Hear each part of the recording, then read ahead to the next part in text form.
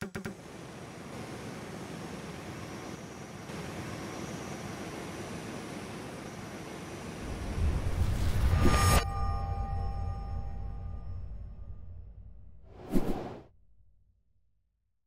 education budget, for better or worse, has been openly criticized for the past 4 months or so. I want to ask you, is there something that we, the public, and we, the media, are missing in terms of the long-term vision you have for education? Does this tie in vouchers and basic ed subsidies? What's the long-term vision? Well, first off, though, you have to take the short-term vision. Do we have the money? We didn't.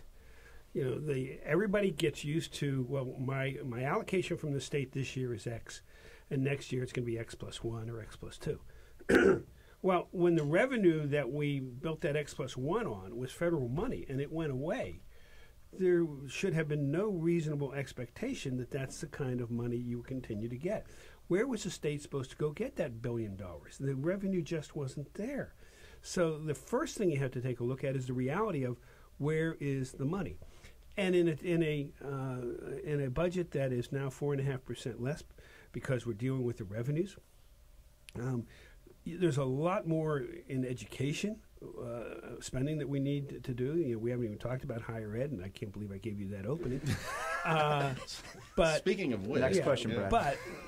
But also we're talking about transportation. There are a lot of demands on the state dollar, and you have to somewhat prioritize that. When a school district does their job, I think it's Northern Lehigh School District, they did an absolutely perfect job. They did not take the federal money and put it into their basic funding formula.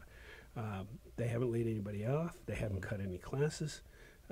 They were, in my opinion, responsible in that.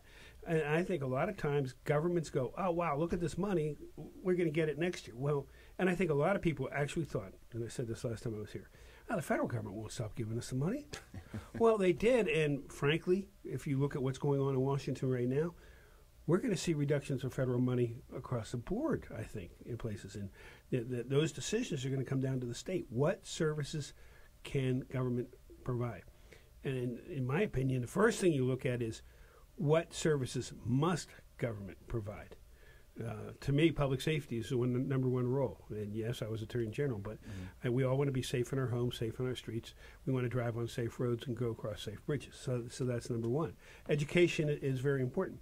But what is the role? What level should we be at? So are there open discussions going on? Yes, there are. Is school choice one way of taking a look at that? I think so, because we can't continue to fund failing schools.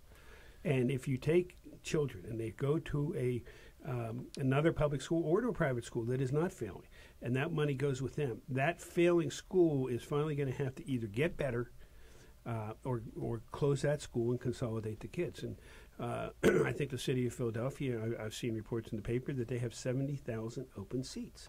But we're funding them at that level. Okay, that's not right.